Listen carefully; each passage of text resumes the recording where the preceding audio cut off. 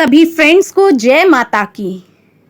एक बार पार्वती जी शंकर जी से प्रश्न करती है कि नवरात्र किसे कहते हैं।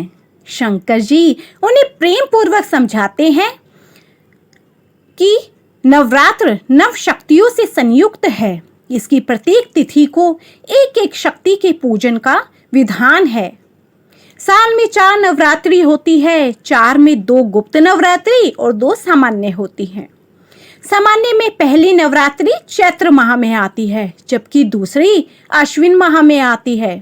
चैत्र माह की नवरात्रि को बड़ी नवरात्रि और अश्विन माह की नवरात्रि को छोटी या शारदीय नवरात्रि कहते हैं। आषाढ़ और माघ मास में गुप्त नवरात्रि आती है। गुप्त नवरात्रि तांत्रिक साधनाओं के लिए होती है, जबकि सामान्य नवरात्रि शक्ति की साधना के लिए। नवरात्रि में साधनाओं के सफल होने का असर बढ़ जाता है। लेकिन क्या कभी आपने सोचा है कि नवरात्रि में पूजा अर्चना के मात्र 9 दिन ही क्यों होते हैं? जब नवरात्रि में पूजा पाठ का इतना ही महत्व है तो 9 दिन से अधिक ही नवरात्रि क्यों नहीं मनाते? दरअसल इन 9 दिनों में प्रकृति में विशेष प्रकार का परिवर्तन होता है और ऐसे समय हमारी आंतरिक चेतना और शरीर में भी परिवर्तन होता है। प्रकृति और शरीर में स्थित शक्ति को समझने से ही शक्ति की आराधना का भी महत्व समझ में आता है। असल में चैत्र और अश्विन के नवरात्रि का समय ऋतु परिवर्तन का समय है। ऋतु प्रकृति का हमारे जीवन, चिंतन एवं धर्म में बहुत महत्वपूर्ण स्थान रहा है। इसलिए हमारे ऋषि मुनियों ने बहुत सोच विचार कर सर्दी और गर्मी की इन दोनों महत्वपूर्ण ऋतुओं के मिलन या संधि काल को नवरात्रि का नाम दिया है।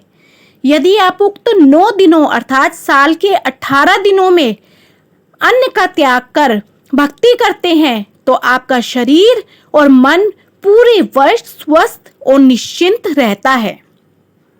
उक्त 9 दिनों में जो व्यक्ति अन्न का पूर्ण त्याग कर माता की भक्ति या ध्यान करता है, उसकी सभी प्रकार की मनोकामनाएं पूर्ण होती है। या वह जो भी संकल्प लेकर 9 दिन साधना करता है, उसका यह संकल्प पूर्ण हो जाता है। इस दौरान कठिन साधना का भी नियम है। मन से कुछ लोग नियम बनाकर व्रत या उपवास करते हैं, जो कि अनुचित है। जैसे कुछ लोग चप्पल छोड़ देते हैं इन दिनों पहनना, कुछ लोग बस सिर्फ खिचड़ी ही खाते हैं, जो कि अनुचित है। शास्त्र सम्मत व्रत ही उचित होते हैं।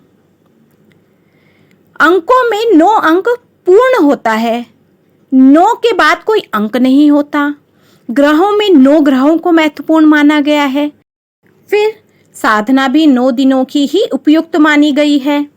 किसी भी मनुष्य के शरीर में 7 चक्र होते हैं, जो जागृत होने पर मोक्ष का मार्ग प्रशस्त करते हैं। नवरात्रि के 9 दिनों में से 7 दिन तो चक्रों को जागृत करने की साधना की जाती है। 8वें दिन शक्ति को पूजा जाता है। 9वें दिन शक्ति की सिद्धि का होता है। शक्ति की सिद्धि यानी हमारे भीतर शक्ति जागृत होती है। अगर सप्त चक्रों के अनुसार देखा जाए तो यह दिन कुंडलिनी जागरण का माना जाता है। इसलिए इन 9 दिनों को हिंदू धर्म ने माता के 9 रूपों से जोड़ा है। शक्ति के इन 9 रूपों को ही मुख्य रूप से पूजा जाता है।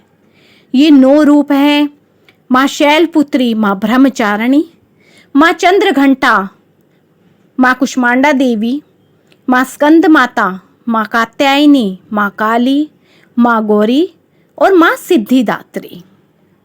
तो बोलो शेरा वाली माता तेरी सदा ही जय, साचे दरबार की जय।